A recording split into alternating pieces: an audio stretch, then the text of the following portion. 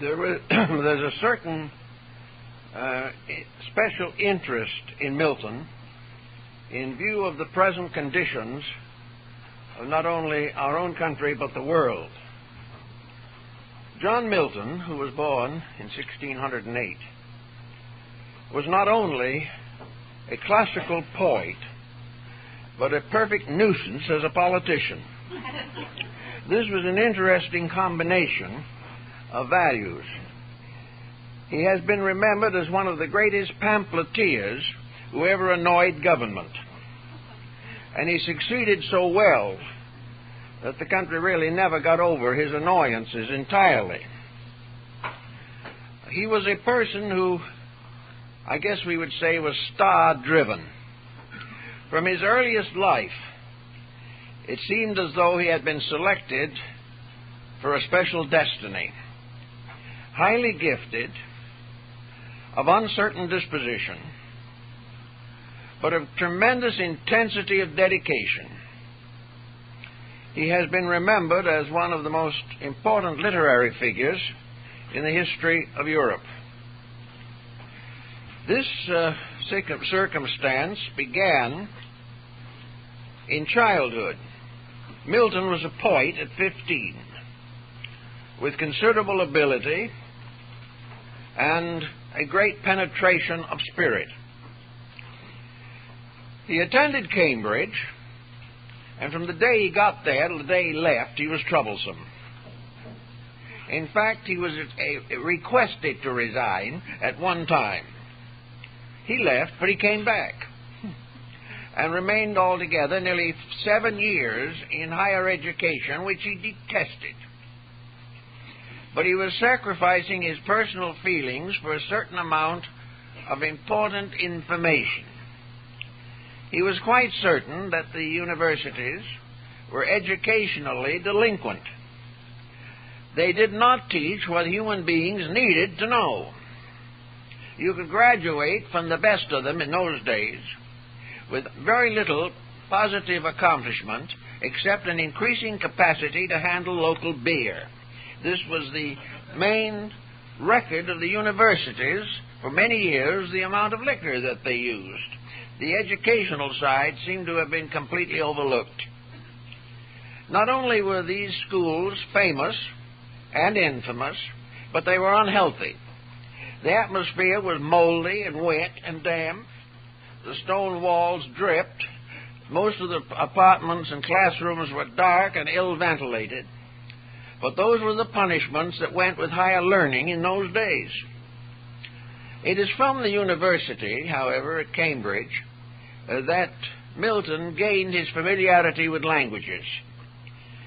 He did not learn very much about any important scholastic subject, but he learned to use the classical languages and several of the European languages with proficiency. He also has the principal distinction, however, of being one of the few of his time in his level of thinking who chose to write in English. Now, this in itself is an interesting phenomenon, because 15 or 20 years before the beginning of the 17th century, English was practically an impossible dialect. It was useless. It was very little better than the pure Chaucerian, which nobody could understand. Almost all of English at that time was local. There was idiom that dominated provinces. And when a group of soldiers had to train, being recruited from the various provinces, the orders of the day had to be given in several different languages, dialects and idioms, because otherwise nobody understood them. Yet 25 years after that, we have one of the greatest examples of English literature ever done, and that is the King James Bible. A masterpiece resulting from a tremendous upheaval in thinking and in style and in education that occurred in these few years. So Milton started out to gain a classical education and at the same time to discover the inadequacy of the basic educational policies of his time.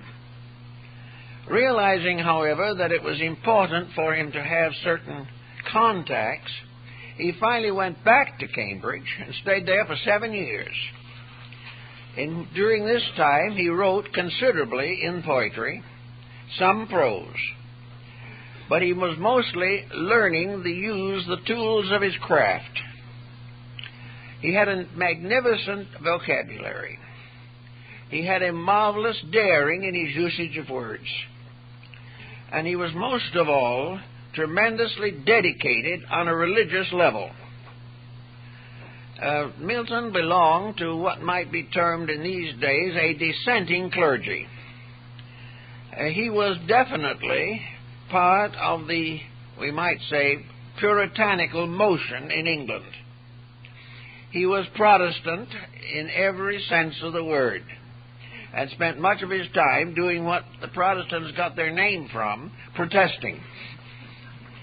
He was very much of the opinion that the government of England was in very poor condition, and he had hardly graduated from Cambridge before the problems of the civil situation in the country became important to him.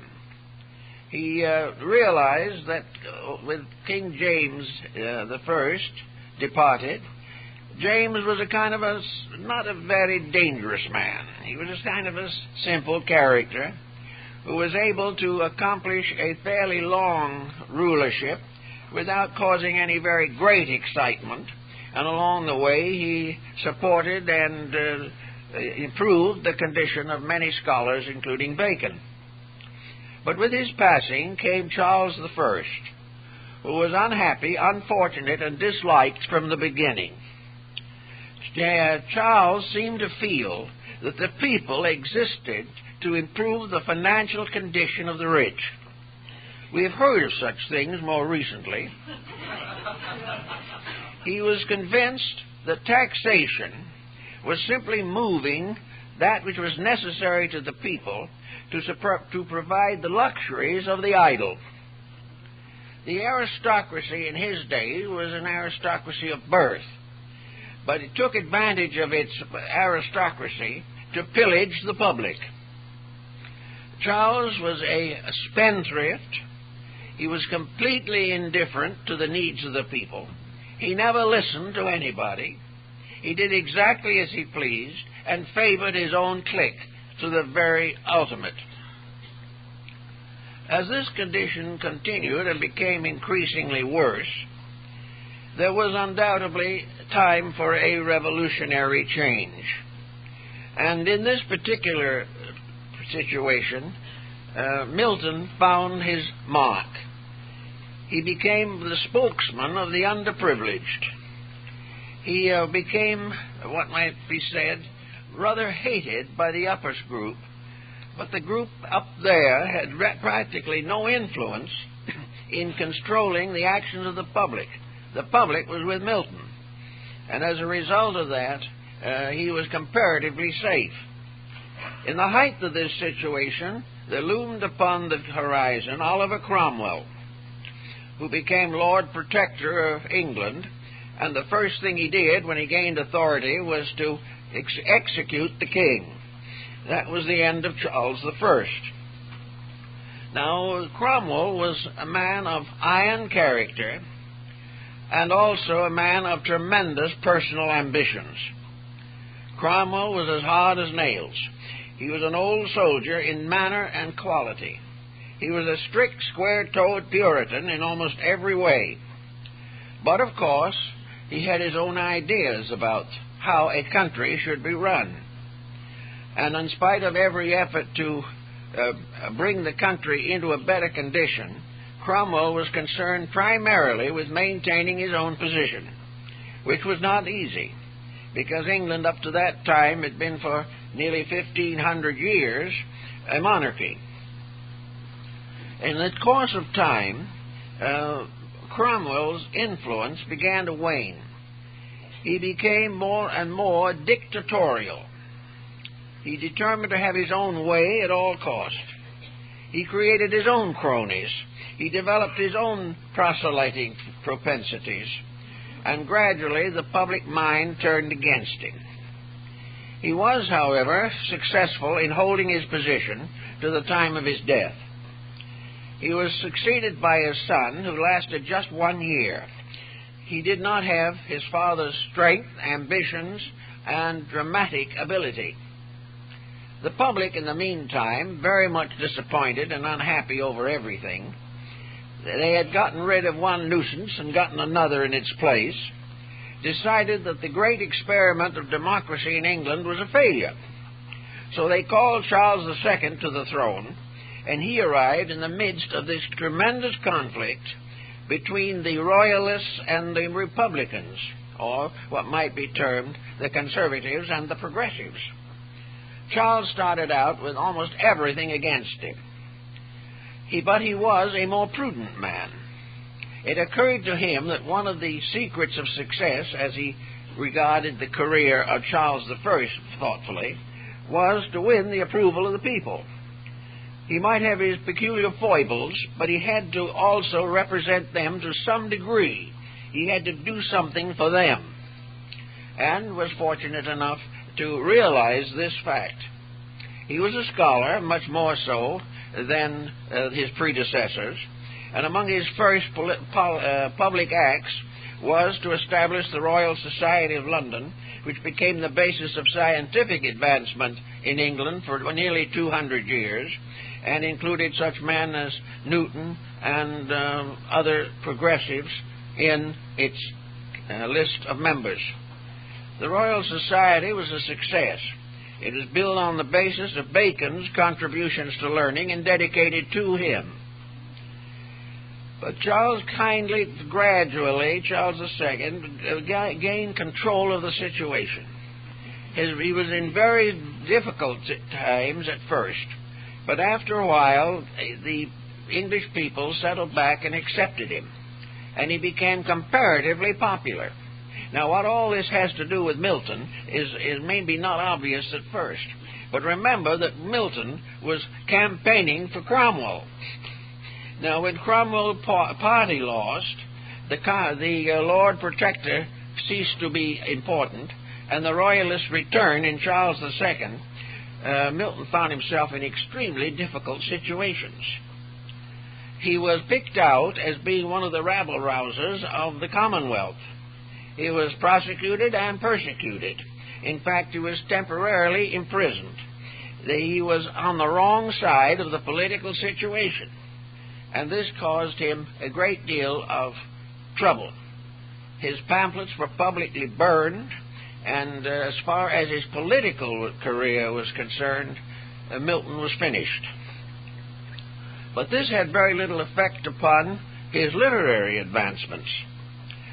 Actually, he was a poet of outstanding abilities, and in spite of the difficulties politically, he was finally given a chair at Oxford, and was at that time also able to attain a considerable scholastic reputation. He had also, in the meantime, managed to get his master's at Cambridge. So as education went, he was in a comparatively secure position, but his popularity rose and fell every day. And in the midst of this, the great problem of his life set in. His eyesight failed. As a result of that, he remembered back to the time when he first began to see these light flashes in his eyes. Little by little, his sight became poorer. He had given practically his entire eyesight to research and study. He was an avid reader, a good scholar, and a good thinker, but his eyes had been not strong from early life, and by the time that he was through with his political career, John Milton was blind. He was completely blind. This, however, seems to have had very little effect upon his career. Having been finally liberated from political involvements, he settled down to the great work of his life, and that was the writing of his heroic poem on the biblical subject, Paradise Lost and Paradise Regained. Paradise Lost was practically a summary of the opening chapters of Genesis. It was based entirely upon the Protestant interpretation of the early parts of the Old Testament. There were certain additions, however, that arose from Milton's basic scholarship. He was well aware of the ancient legends of the Jewish people. He was conversant with Greek and Roman antiquities, theology, and theogony. He was more or less aware of the contemporary thinking of scholars of his own time, and when he visited Rome, he met and discussed his problems with another blind man, Galileo. So he moved in a good intellectual circle, but now, in his older years, he turned his attention directly to the cultivation of a great religious epic that he hoped would have lasting effect upon human society. Actually, at this time also, he had a family in which, again, tragedies were numerous. His first wife died, leaving him with 3 children. His second wife, whom he adored, died in childbirth. And all through his life, his conditions were uncertain. He was, however, fairly well cared for by a third wife and the children, who had by this time grown up. But the children were not happy over the conditions in the family, because Newton had transformed his daughters into amanuenses. They had to take all of his verses and write them. He dictated to them morning, noon, and night for years, which was a little difficult upon young girls growing up. So it's understandable that they did not entirely appreciate the extreme severity of their father. Any question, any doubt, any uncertainty met a tremendous anger from John. He did not believe that anything could take the place or equal in importance or should be permitted to interfere with a labor dedicated to the glory of God. So his children became absolutely important to him, necessary to him. But he continued to feel that behind everything that he did was a pressure that was more than earthly. He used the medium of poetry in the presentation of his work, which was, of course, also the popular medium of nearly all of the early literary lights of the 17th century. He was in the same group as the earlier Greek poets. There was something about his work that showed that he was well versed in the Odyssey and Iliad of Homer. He was also well equipped in the study of Hesiod. He was like many of the later men, like Dryden, who made a poetic translation of the Aeneas and Virgil, and, of course, Dante, whose Divine Comedy was given in verse. The great epics of that time were nearly always in poetic form.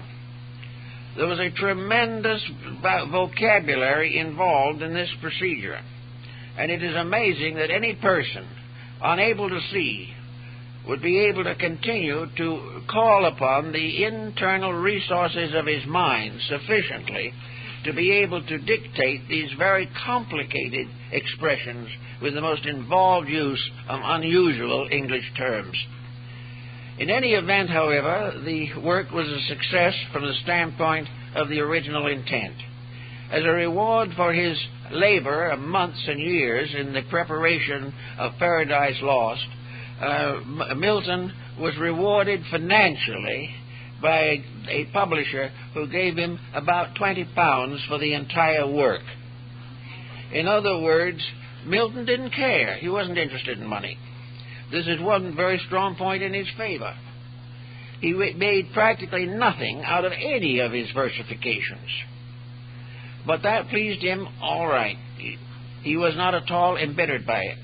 But Paradise Lost became so popular that between the years 1700 and 1800, there were over 100 editions. At the same time, there were only a dozen editions of Shakespeare. Now, in those days, Milton's poem had a very wide circulation because it touched into the religious life of the people very intimately. It was almost like reading the Bible. and to many people Milton became another prophet. The Old Testament has to do, of course, with that part of the life of our ancestors, from the creation of the world to the flood of Noah. And this was the area upon which the Milton prepared and wrote his Paradise Lost. The second part was suggested to him by a friend, Paradise Regained. In this case, it was the New Testament that became his instrument, and he built the entire theme around the saving power of Christ. The second part of the poem, however, has never had as great an interest because it is shorter and because it lacks the tremendous dramatic impact of a subject such as the fall of the angels and things of this nature. Now, it also appears that Milton had certain attitudes about life which were completely related to the early Protestant movements in England. This had to do, the main one had to do with the problem of original sin. There was a saying that was all over Massachusetts during the 17th century, a sort of something that school children had to remember. Namely, with Adam's fall, we sinned us all. And the problem of original sin became a very important factor in Milton's thinking. Not because it satisfied him entirely, but because it was the only approach that was at that time acceptable to 17th century religious thinking. The idea of evolution as we know it today was unknown. There was no way of trying to solve the great problem, which is summed up in the concept of, perhaps put into the words of Buddha as well as anyone has ever said it, namely, if God cannot prevent evil, he is not God. And if he can prevent it and does not prevent it, he is not good. Therefore, the problem was to solve this dilemma. And this became the basic background of Milton's theology, was to try to determine and understand the problem of original sin. Now, of course, this has plagued the church from the beginning. It has plagued practically all thinkers who have been idealists. The only people who are not worried about it are the materialists. They do not care. But there has to be, to the idealist, to the religionist, to the individual, the spiritual ideals and overtones, there has to be an explanation of the fall of man. Now, this constitutes a very large and spectacular and complex factor. And Milton, of course, approached it in the terms of his own day. But in so doing, he has also left to us a number of speculations which were inserted with certain variations upon the biblical theme. And in the study of these specializations, we get a glimpse of something else about Milton's philosophy that perhaps has considerable current value for us today. According to Milton, this perverseness in human nature, which resulted in the fall of man, was the direct result of the interference of Satan in the descent of the human family. Milton, however, seems to sense something else also. He seems to represent or figure that this perverseness in human nature is in some way inherent, not necessarily because of the sins of our remote progenitors, but because of certain continuing complications in our own natures. In other words, the individual, most individuals throughout time that we have record of, have fought a struggle within themselves in order to achieve some form of integrities. Each individual has had to overcome himself in one way or another. His self is composed of a compound of spiritual values and material pressures. The individual would do right, but evil is ever nigh unto him. Now, Milton accepts the general theory that this evil originates in the beginning of the race, But if he broadens his foundations, then Adam and Eve become symbolical of a collective humanity. That in some mysterious way, the individual was given what Aquinas calls a restricted or limited individualism. He has the power of personal choice. Now, this is important for one very significant reason. If man has no choice, then he can have no virtue, because virtue must be a decision. And if there is no possibility of a decision, then there can be no even limited individualism. Many of the mystics have assumed that this is the problem that separates man from the angels. The angelic host, not having any power of restricted or limited individualism, obey inevitably the law of heaven. But man has to choose to obey. Now, this choice of obedience is in some way essential to his growth and development. Perhaps we can bring it down to the simple level of family life today. Children growing up are under the protection of parents, but all children at a certain time break away from parental influence. In the greater way of the Bible, this breaking away from parental guidance more or less represents the fall. The individual becomes responsible for himself. He must make his own decisions. He must choose his own integrities. He must dedicate his life to the unfoldment of his own resources. In this particular level of things, we find that the human being has what we call the power of choice. No creature has free will. Free will probably is not even available to deity. But free will is a thought that many people misunderstand. Free will would mean that you could do anything that you wanted to do. But limited more by circumstances, man has a power of choice. There are many things that he can't do, and he doesn't even expect to. There are many decisions that he can't make. He cannot do what he pleases. He can only do what he can do. Therefore, he has usually a series of choices. He can stay in the present job or get another one. He can marry the girl or not. He can decide on being a lawyer, or he can decide on being an architect. He can do all these things, but outside of a certain area, he cannot have free will. Now, the fact that he has not free will has a certain benefit. He is no longer dominated by an arbitrary code against which he can offer no resistance. He is now a free agent. He is now permitted to make his own decisions, and he is given the privilege of being right.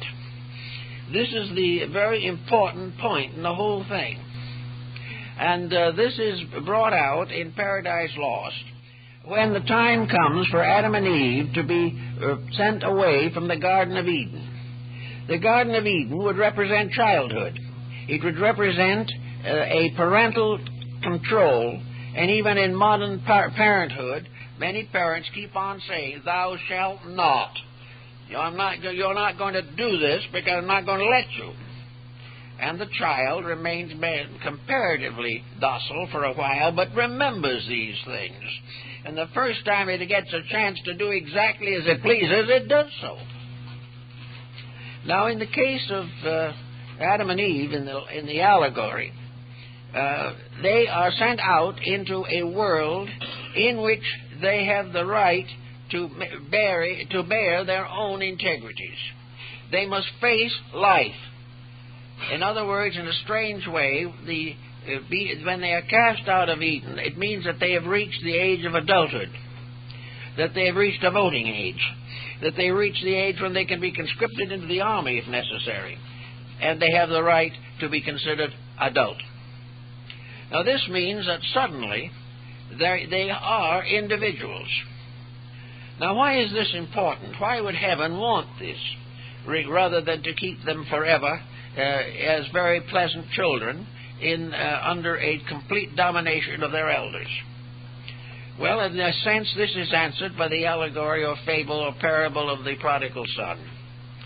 The prodigal son is the one who goes out and gets into trouble. But when he understands and realizes his mistakes, he comes back, and for him the fatted calf is served on a very nice dinner. But the son or brother who stayed home is not so honored. The honor goes to the one who made a mistake, found it out, and corrected it. This begins the study of integrities. So apparently the reason why the individual is forced upon his own resources is because his compound nature, which he has gradually evolved from thousands and millions of years, has brought him into a complex situation within himself. He is composed now of a moral nature and an ambition. He is a pessimist and an optimist. He is healthy and he is sick. He is successful and he is unsuccessful. All of these things are due primarily to his own equipment, to the subjective forces of his own life. Gradually, apparently, it is important that man shall become greater than the angels. And this is only possible by virtue. In childhood he is innocent. In adulthood he must be virtuous. And the long years, lives, embodiments of growth through the many incarnations transforms primordial innocence into ultimate maturity. Now this probably represents the wisdom of the guiding power that is far greater than we realize.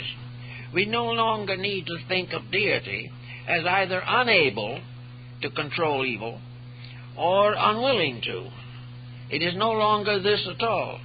It is the problem of a conscientious parent determined to lead its child to maturity, to make the child a complete person, to make the child capable of becoming the foundation of a future, so that humanity can establish a dynasty of growth and progress which will go on until ultimate perfection is attained. In order that this could be possible, the human being has to stand on his own feet. And this is where most people today are still in trouble. Theology has not sufficiently required that religion must be a demand for maturity. Religion must be not merely a consolation of weakness, but an inspiration of strength. And until it is so recognized, the theologies are in trouble.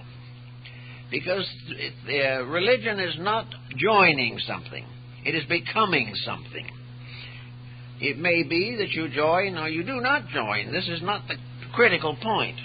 The critical point is that joining or not joining, the individual must develop, unfold, and mature his own resources. He must become a mature human being. The process by which he accomplishes this is one aspect of evolution. For evolution is not only the growth of forms through nature, it is the unfoldment of potentials from within the individual. Many mystics of ancient times were quite convinced that the spirit of negation in man is the demon, and that the fall of man is a fall of the human being away from his own integrities through inexperience or immaturity. Every individual makes mistakes. Every mistake is a fall. Most people who are thoughtful learn something from their mistakes, and this as an ascent, so that there is a constant conflict going on, because no matter what we learn, we never seem to know enough.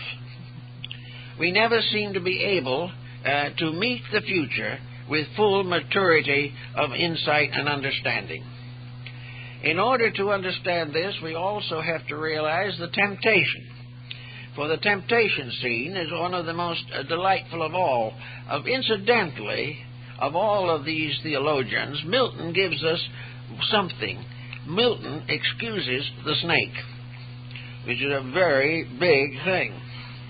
He doesn't forgive the snake, but he excuses it, because he says that the snake was deceived in his own case, that the evil one came and deceived first the snake, and the snake perfectly innocently carried on the mistake. So this is one point where he has a certain variation from the traditional form.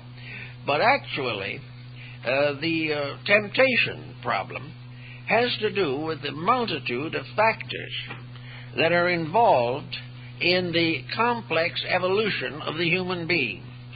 Here, Milton's Paradise Regained summarizes the matter very neatly, because through the Christian mystery, as represented in the life of the Savior and the writings of the New Testament, the individual is restored to his spiritual heritage. But the temptation now is something that is forever. The temptation today is abroad in the land in many ways. Young people are tempted to narcotics, alcoholism, and crime. Older people are tempted to avarice, to various deceits, ranging from minor misrepresentations to bank robbery. Crimes of violence arise on every hand. These are the result of the individual being unable to withstand the pressures of his own desires, his own appetites, his own false values.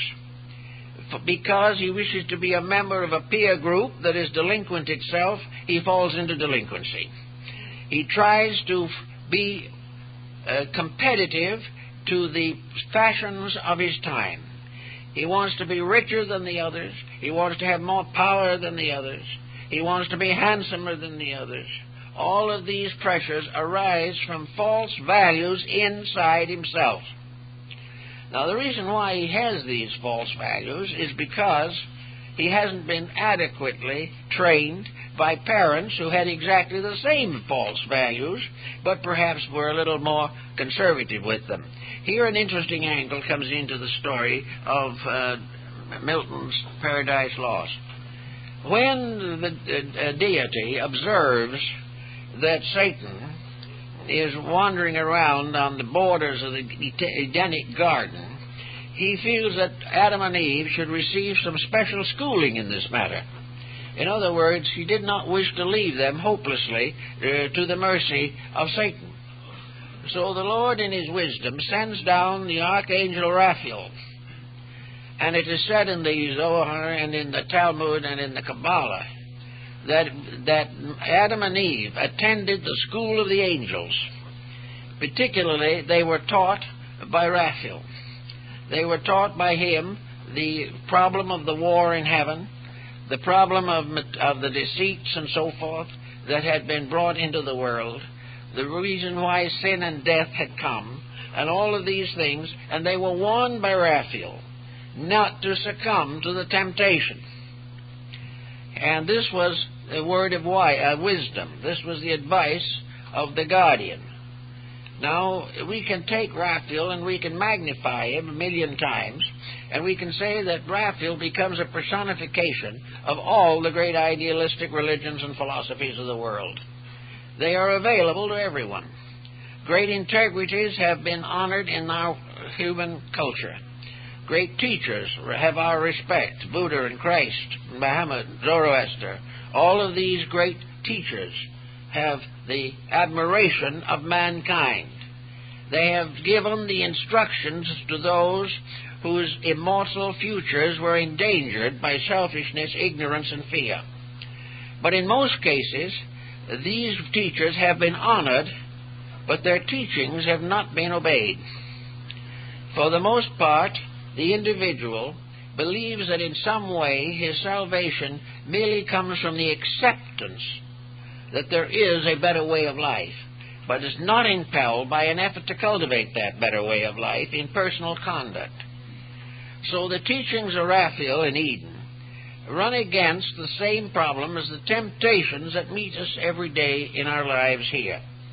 And when someone comes along in the form of the traditional snake or the source of the snake and whispers to us that we can get away with something, we are only too delighted to try it. We want to do as we please. We want knowledge. We want to eat of the tree of knowledge. But we do not want to be penalized for the abuse of that knowledge. We want to know the multiplication table, but we don't want to be allowed to use it to foreclose on the widows and the fatherless and the common debt. But the individual gaining knowledge gains the greatest responsibility that is conceivable. And knowledge without integrity is one of the most horrible hazards the world faces.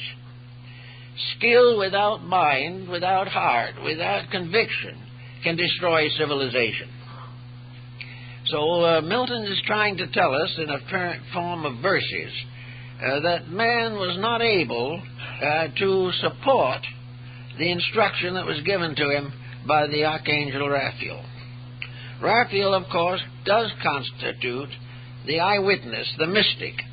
And according to the medieval and early modern mystics such as Hildegard and Bamy, the archangel's testimonies are part of a great message from heaven. This same type of message is reported in the writings of Baron Emanuel Swedenborg. They were lessons from paradise, instructions, inspirations, but very few human beings have been able to really combat the negative influence in themselves. And the temptation is that if you have the knowledge, then your use or abuse of it determines your fate. Now today we are in this position where many of these points should be very obvious to us. We should realize that science has given us a tremendous amount of knowledge. It has also threatened our survival.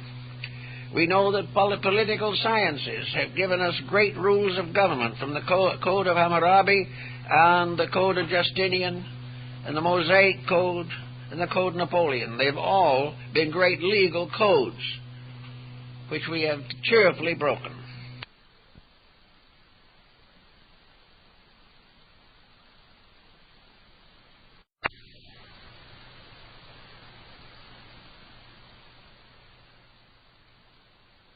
And the Mosaic Code and the Code Napoleon, they've all been great legal codes which we have cheerfully broken.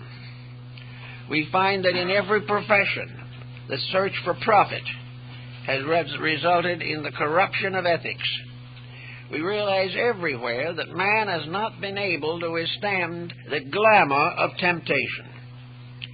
Temptation seems to be something that makes it possible for you to do as you please. Another interesting point is man's oversight. In fact, he's probably a lot blinder than Milton was in the ethical and moral sense, because man has become oblivious to the obvious consequences of his own conduct. We have had our Alexander, who died outside the walls of Babylon from dissipation. But dissipation goes on, and nobody seems to have done anything about it. We have the conquest of Hitler. We have the conquest of Genghis Khan. Always tragedy, murder, and death. But conquest still goes on. We have all the private problems that were criticized and condemned 5,000 years ago, but we haven't gotten over them.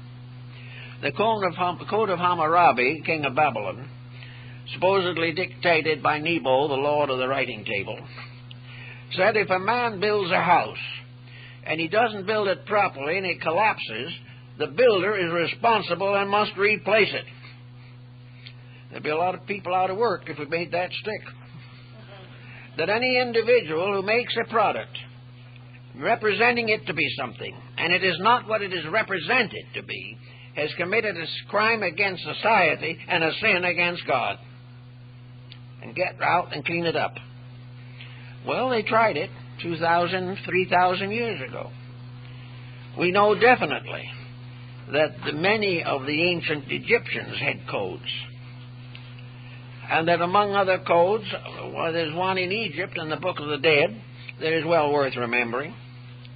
In that particular work, gossip is listed among the major sins that can keep the individual out of heaven.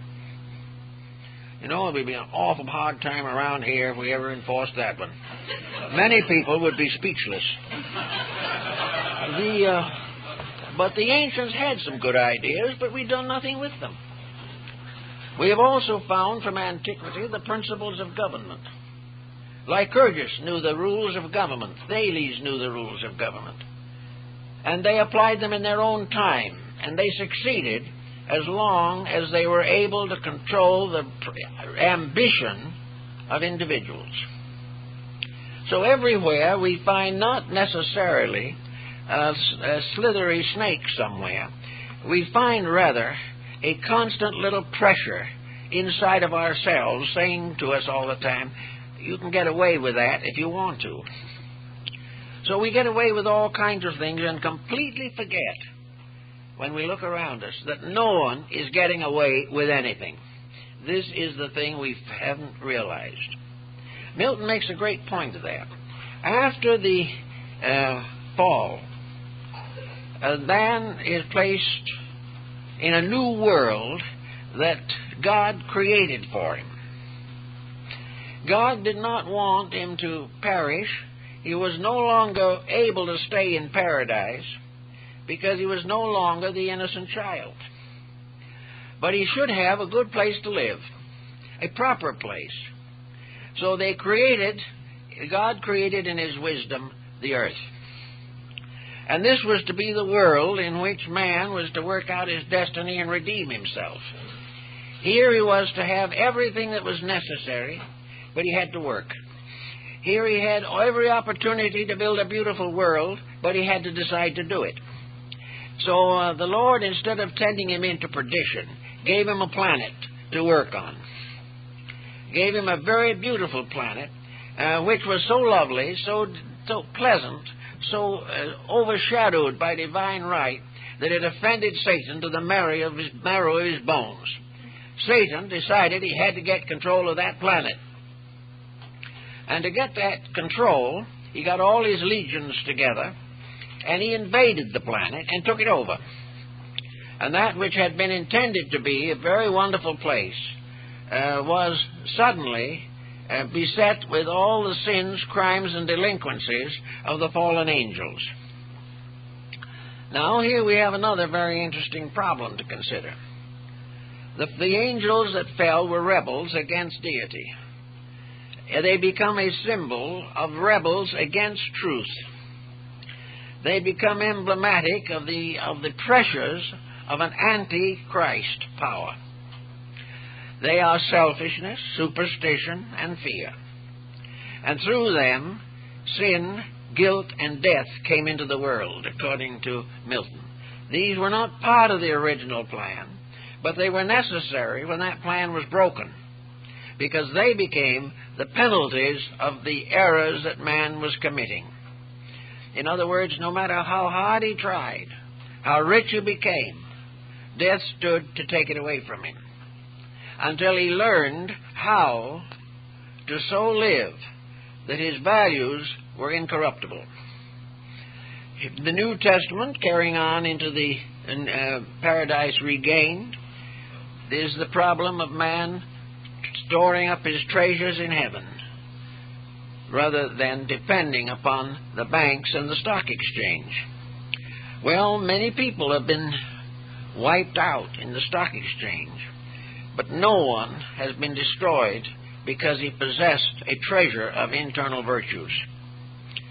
And I remember one day when I was down on Wall Street, one of my slumming expeditions, when I was starting out in life, a man walked out of the stock exchange on Wall Street, and 50 feet away from me shot himself to death. This was not due to heaven. This was not due to a vengeance of God. It was due to the fact that the individual had so adversely conditioned his own temperament, his own disposition, that he could not survive the loss of a material gain. It was taken from him. He had nothing left to live for. In 29, when they had the bad times, one man told me, he said, I lost all I had, but it was worth it because I had the first good night's sleep that I ever had. There was nothing more to go, so I could rest. So all these things add up to the mysterious forces which are personified in the biblical stories. These forces represent the unfoldment of man's own potential. So we find Milton explaining in these terms how man has to take over and wrest from powers of evil the control of his own planet. We probably were never as aware of this difficulty as we are right now. We suddenly realize, whether we like it or not, that we are custodians of a planet in trouble. That it is no longer possible to simply say the other fellow has to do something about it. There is no longer no area where we can go and explore and establish a primitive way of life again. We cannot escape the pressures that are closing in on every hand. These pressures are not inevitable. These pressures are not the vengeance of deity. These pressures are our own mistakes coming home to roost, and we're going to have to do something about them. And this is exactly what was the idea, as Milton tells us, of the new world that was created for Adam and Eve after they left or lost their paradisical home. They lost the complete purity of life. They lost the complete acceptance of the divine will. They were children. And then all of a sudden they weren't children anymore. And they suddenly faced themselves. And they made themselves girdles of fig leaves to conceal or cover themselves. And these represent to a certain degree the vast body of cultures, traditions, social mores, and everything you can think of. Everything that you can think of in a form to cover the emptiness of the inner self, to disguise the poverty of the self by concealing it beneath the luxury-stricken outer personality. In other words, we began to cultivate the habit of the famous house paint slogan, save the surface and you save all. So we've been trying to save the surface ever since. And we're spending billions of dollars every year dressing up the surface. We're doing everything you can think of to look our best. In most cases, do our worst at the same time. So we are finding that the effort to conceal our own weaknesses doesn't work very well. Instead of producing a kind of a bluffed culture that would fool ourselves and maybe a few other people, we find the whole thing falling apart. And the only answer to this collapse is the realization that the solution lies within ourselves. For into the human being's compound is not only added the physical sources of energy and so forth, but within that same compound is the inevitable and eternal presence of deity. Within mankind there is life, simply because there is a divine power in man. The divine power is still there, always has been and always will be. When that power departs, death follows. So we have within ourselves at all times the potential of self-correction. It is possible for us to change our ways because within our nature is a higher way which we'll have a long time before we can catch up with entirely. But there is within us the potential of infinite good. This potential has to be cultivated. Milton found out in his day that this was the weakness in the educational system. Education was not looking for that union with the divine, which is the secret of human security. Education was not teaching the individual to be true to the divine birthright, which was his natural heritage. Education dealt with secondary matters and tertiary matters. It dealt with making a living or gaining a reputation or having office in public or something of this nature, or perhaps, worst of all, settling down for life on the campus. It was not solutional to things. It did not teach the individual the mystery of his own destiny. Yet that mystery was unfolded to Adam and Eve by Raphael while they were still in the garden. In other words, the intuitive faculty was still there.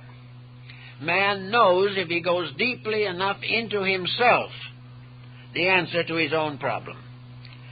But he doesn't want to explore that area too thoroughly, because if he finds out what he should do, he may not be able to do what he should not do with a good spirit. He might feel reformed rising within him, which would be most discomforting. The individual still wants to do exactly as he pleases. And this willfulness, according to the Zohar, for this fell the angels. Self-will, as opposed to divine will, is the mystery of good and evil. Self-will represents a small fragment within each of us that never yet has won any major problem or defeated any major evil. Self-will is the willingness to depend entirely upon the gratification of personal desires.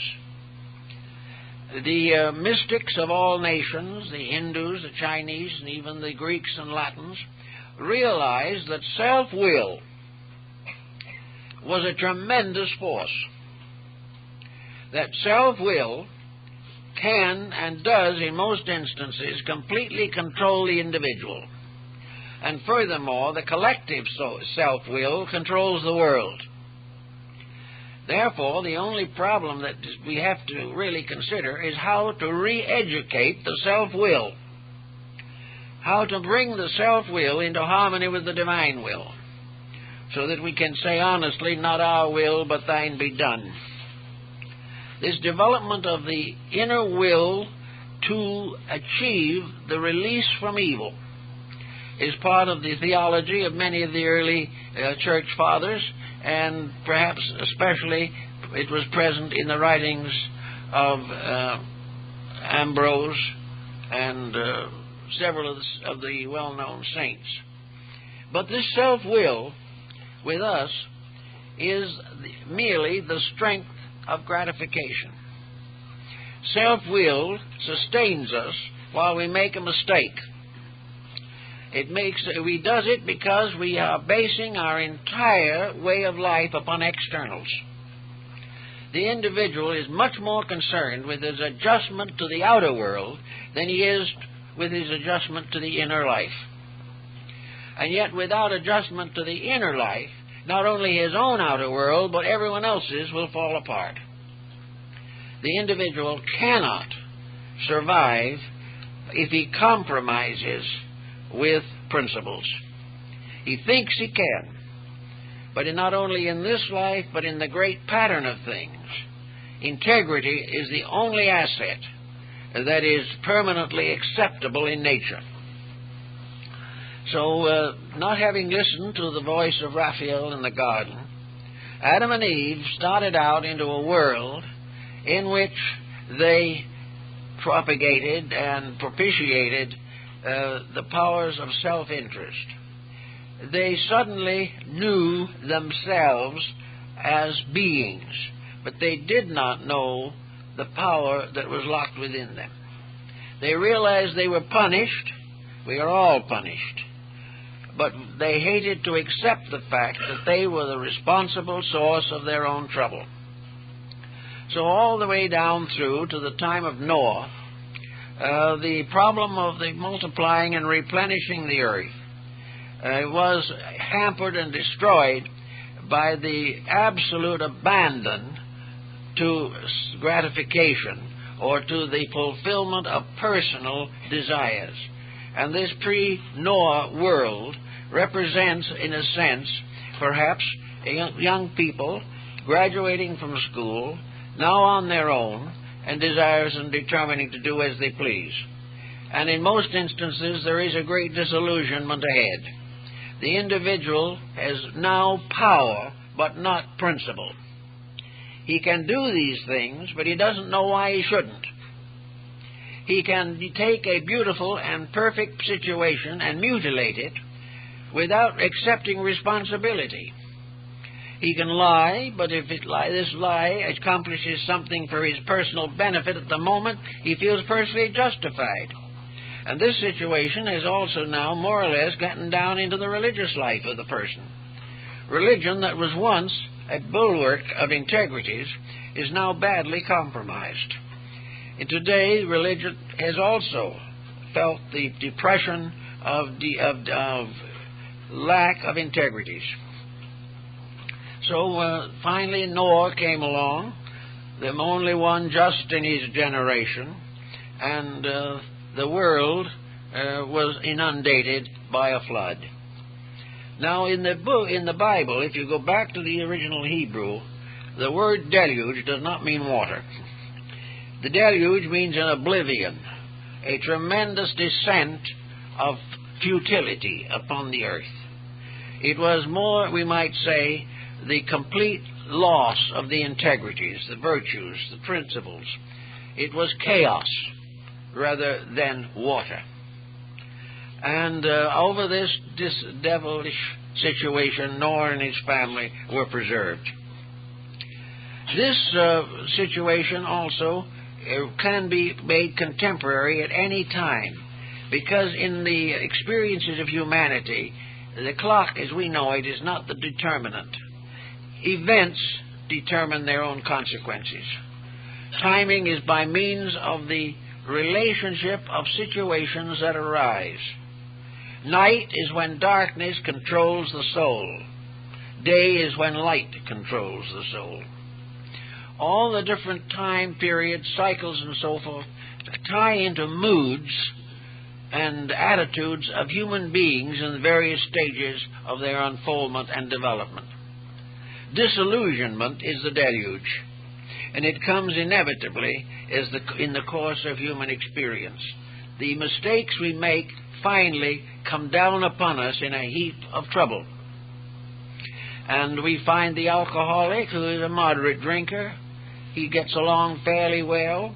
He has been forced out of the Garden of Eden because his integrities are not very good, but he can still make a living, and he can still plant a field and fulfill the admonition to go forth and replenish the earth. But the longer he goes on with this alcoholism or this delinquency that he may have, it slowly takes hold of him. And instead of being a moderate drinker, he gradually becomes an alcoholic. And the moment he is an alcoholic, then the deluge has come. The great darkness has descended upon him. And in many instances, he doesn't even want to recover. And he goes down in utter futility into a situation that has gradually built up. In the first centuries of humanity in the Bible, after the loss of the Garden of Eden, can be likened to the problem of the individual who starts out on a career of compromise, trying to achieve worldly applause and ignoring the needs of his own nature. Now, one say, well, after all, he had no way of knowing better. His parents couldn't tell him, society doesn't tell him. How is he going to find out in time not to make these mistakes? Well, education should provide him with one factor: experience. He should learn to observe the consequences of the action of the law of cause and effect. There is no person in trouble who hasn't had a warning of some kind. If the individual becomes a narcotic trafficker, a young person, he's arrested, perhaps he's fined, perhaps he's disciplined, perhaps he's given 6 months in jail as a first offender. Now, if he's a first offender, that was his last offense, he would have learned his lesson. But it isn't. He comes out and repeats. Now, it's the same way with most of the problems of life. The individual, making a compromise with principles, has a tendency to drift along and get deeper and deeper into trouble until finally he is part of that world which has to be destroyed by a deluge. Now, the deluge doesn't mean that everyone dies. The deluge doesn't mean that water or air or anything else must fall from the sky. It means that the individual is drowned in his own mistakes, and a civilization lacking that, or working on that basis, is drowned in its own mistakes. Now, at the present time, a lot of people think we're down the first time at the moment, but we haven't gone down for the second and third time as yet. But then when you go down for the first time, there's a superstitious belief that your life goes in panorama before your eyes, and you can still be rescued. There is always a chance to rescue if the individual or the collective learns a lesson. If an experience means something, then there is always the possibility of further help. But if the individual passing through these emergencies learns nothing, refuses to accept the consequences of conduct, refuses to change his ways, then he continues until he is dissolved in the flood of his own mistakes. And this is becoming an increasingly common condition. Now, religion has its place in this problem also, for gradually we have lost the realization that religion is a cooperative enterprise. The purpose of religion is to help all human beings to an inner reconciliation of their lives with the principles of truth. But today, too many religions are simply battling each other. The competitive spirit has come in, and competition of all kinds belongs to the world of errors. Competition is the thing that causes the individual to compromise his principles in order to secure an advantage.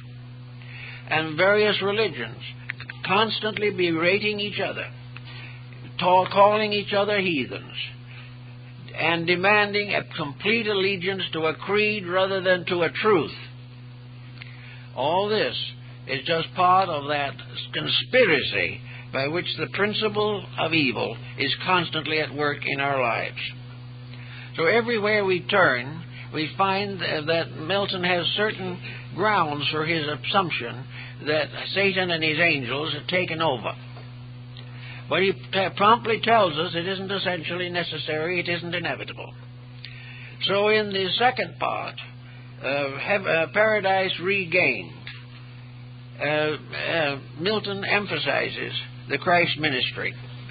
He emphasizes the fact that even when the powers of evil were plotting to destroy the Garden of Eden, the Messiah was present with his Father, and that the Messiah promised to his Father that he would intercede for the salvation of mankind. So Paradise Regained is the story of the intercession. It is the story of the rise of a great example of integrities, a great principle of virtue, not as complicated nor as dramatic as the Old Testament, but working definitely upon the principle of love and honor.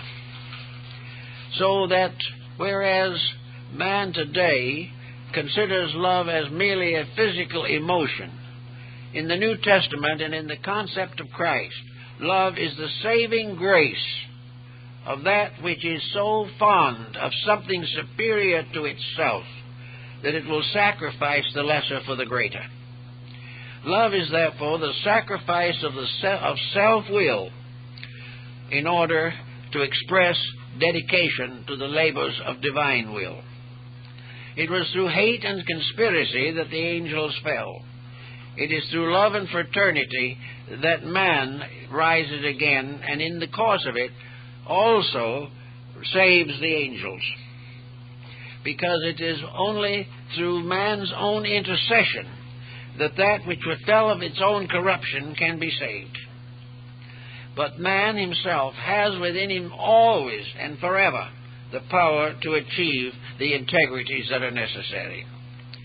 So into the compound of human ambition, which was largely dominated by the satanic impulse to corruption, there emerges the symbol of purity, the symbol of dedication, the symbol of an integrity which cannot be corrupted.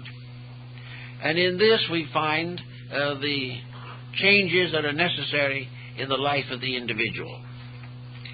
Most people today, if they do not like something, they waste a great deal of energy hating it.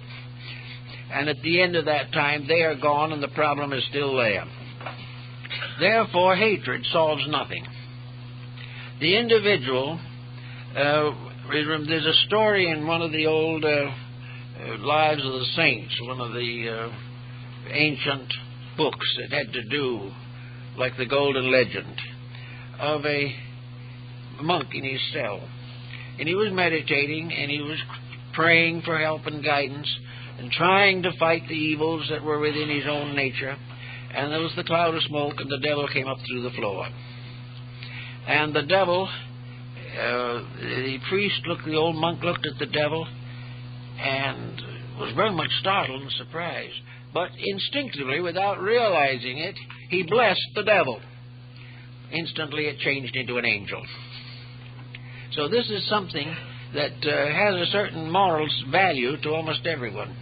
It deals with the idea that one of the ways of making good out of things that are wrong is to try desperately to help rather than to criticize. To try and see good as far as possible is to strengthen good.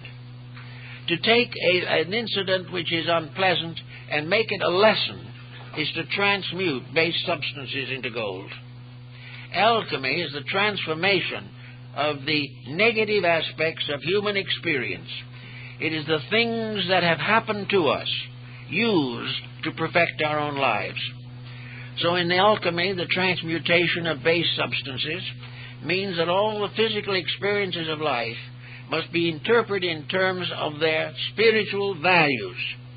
Everything that happens must strengthen the inner life, either directly through inspiration and encouragement, or indirectly through experience and resolution.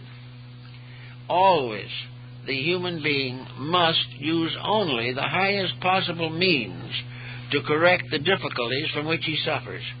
If he tries to correct a mistake by making another one, he is not advancing his cause.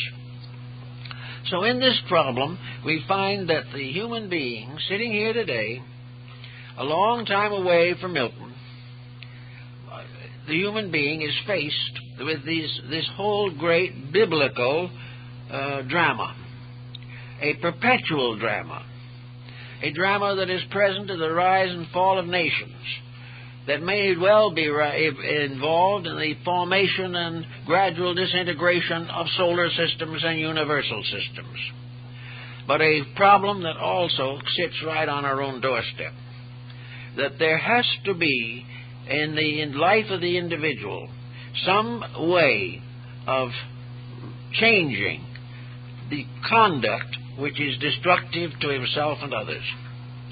When we become involved in a religious organization, normally, we like to believe that we are going to live a better life.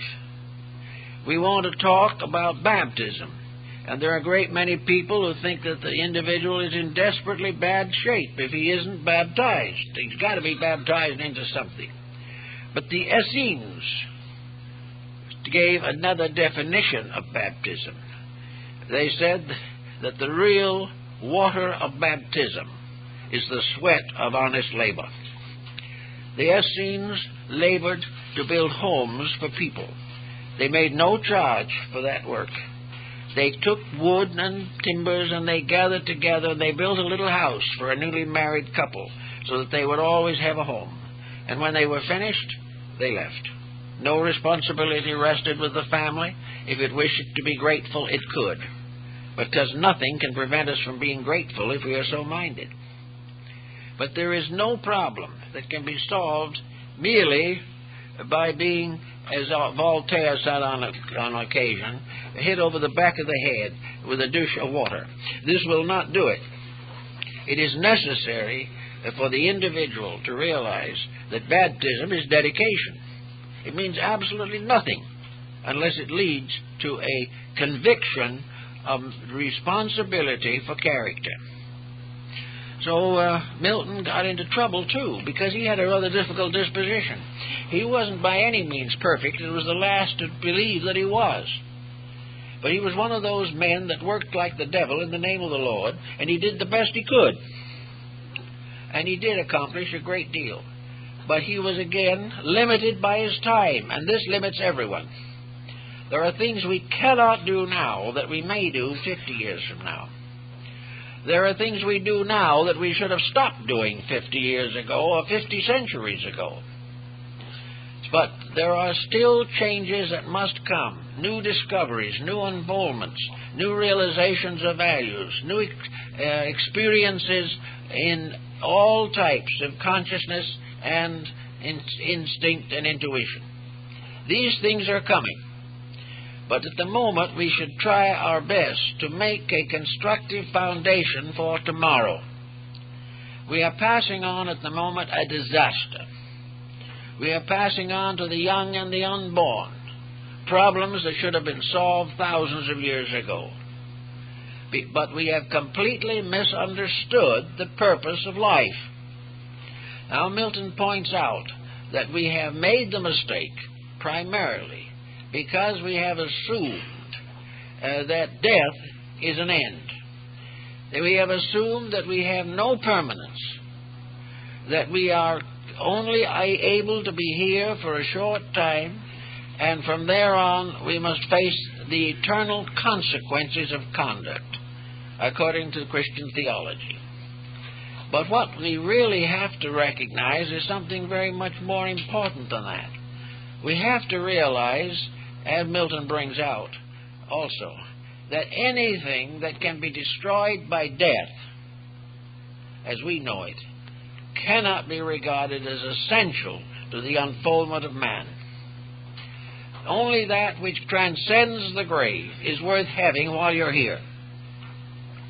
Instead of assuming that we could save up treasures in heaven and do as we please here, is to get into trouble.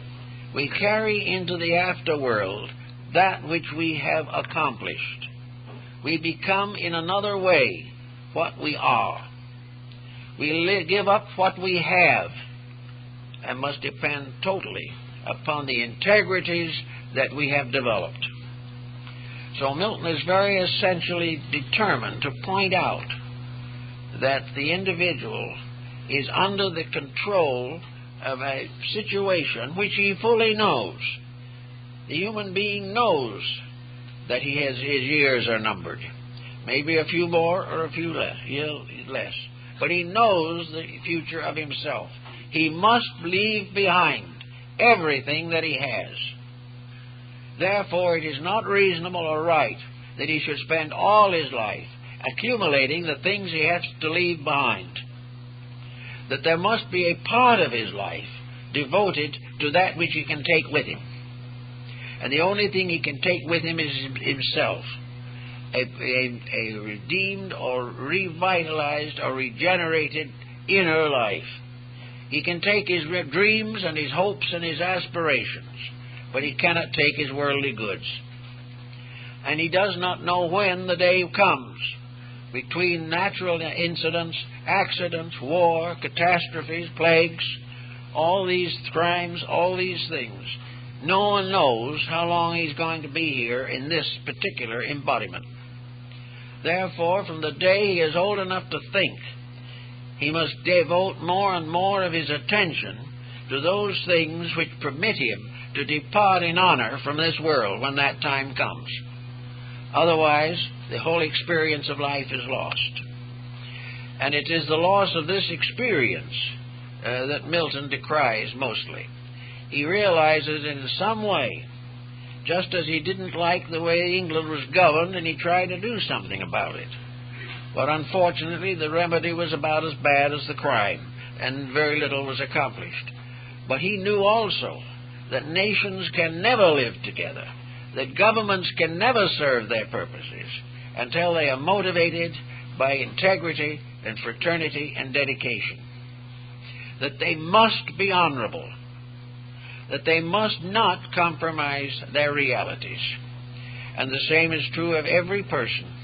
Each of us, in our own funny little way, is trying to live easily or trying to get away from certain difficulties, but we have to face into the emergencies of personal existence, because that is the way of paradise regained.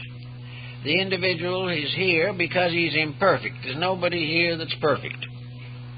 It has been said there was only one person in this world who has ever been perfect, and they killed him. So we are not perfect. We are not near it. But it is possible for us to come a little closer to the destiny for which we were intended. The human being is not a body primarily, but a life in a body. And it is the release of this life, the glorious expression of the best part of ourselves, that constitutes growth and brings with it harmony, peace, and security. And because, actually, we are a temple, a building in which there is the presence of the divine, an altar in the human heart, in which we must come and face the truths of life, and that in this heart body we are all servants, that we are all here to see that the good in ourselves has a chance. We are here to honor that which is most honorable in ourselves, and in so doing we will honor that which is most honorable in the world. And it really would be worthwhile to read at least an abridgment or digest of Milton's poems, because they can be transformed into contemporary messages.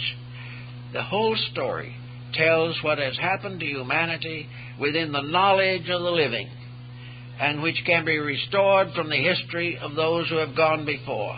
The whole story of Paradise Lost is man compromising his own integrities for the justification and satisfaction of his ambitions and appetites. As long as this goes on, we're going to have the same thing. And until a better way of life is incorporated into our educational system, until it becomes a part of our governmental pattern, until it becomes the ethical foundation of our professions, until these changes take place, we will be victims of a system of human competition which has destroyed every civilization that is gone and is undermining rapidly those that are still here. And to have paradise regained is simply the human being has to put his world in order. If he does, there is peace, security, and all the necessities of life can be made available to those that need them. Ambition dies. There is enough of everything. While ambition lives, some will starve. It is then part of a plan, and Milton's Paradise Lost is simply the story of what we did wrong, and Paradise Regained, what we must do to repair the mistakes that we have made. Well, I guess that's all, folks.